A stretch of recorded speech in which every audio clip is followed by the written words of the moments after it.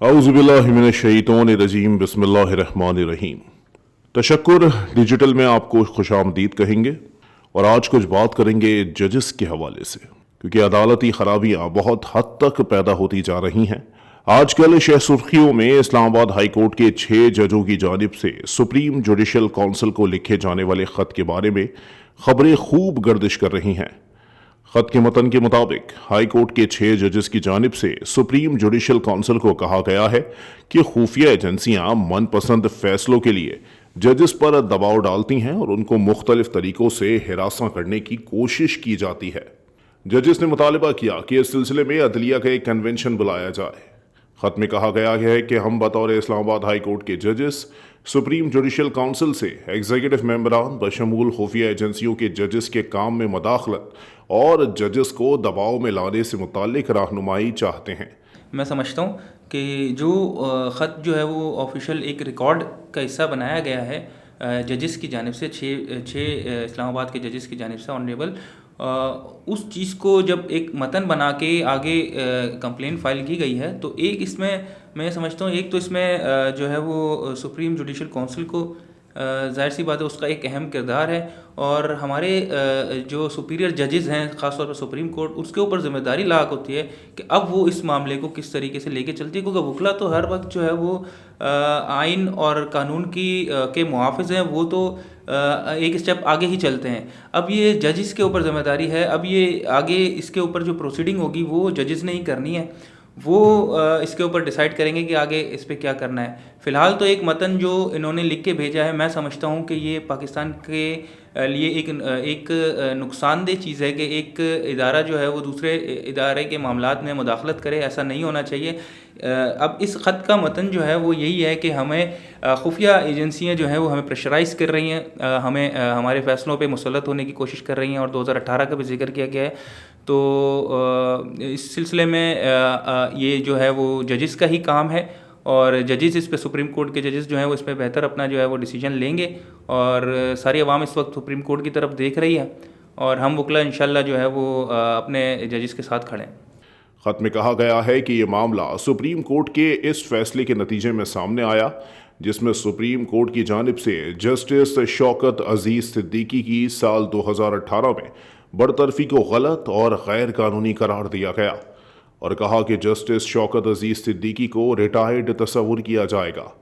वाज़े करते चलें कि सुप्रीम जुडिशल काउंसिल की जानिब से जस्टिस शौकत अजीज सिद्दीकी को इस वक्त बरतरफ कर दिया गया था जब उनकी जानिब से ये इल्ज़ाम आयद किया गया था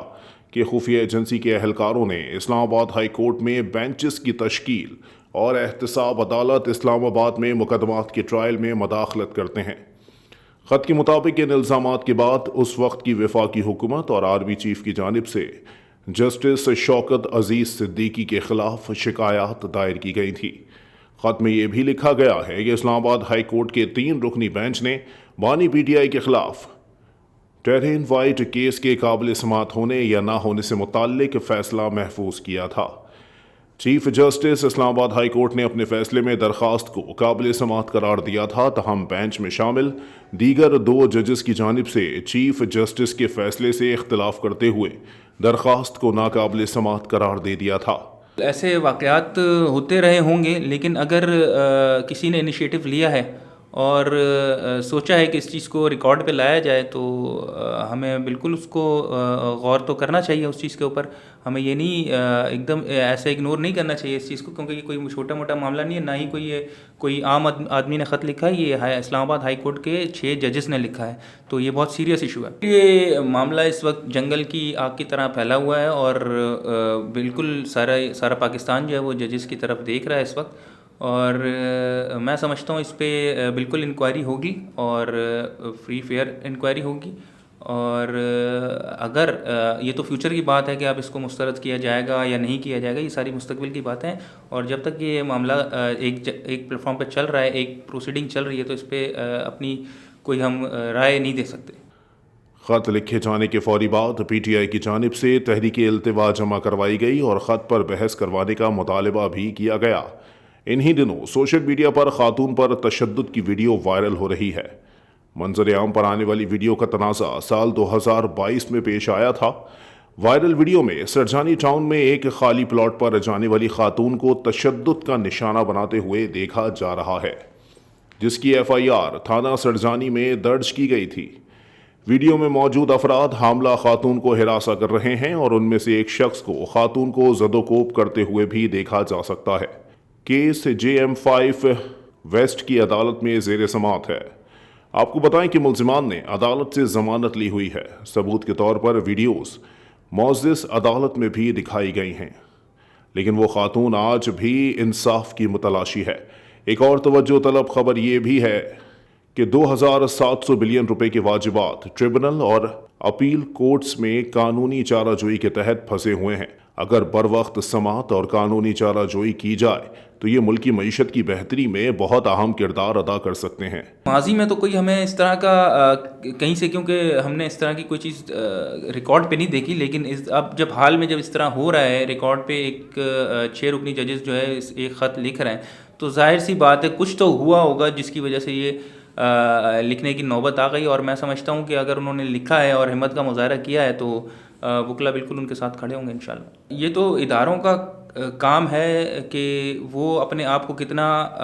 سیپریٹ رکھتے ہیں چیزوں سے، کیونکہ عدلیہ ایک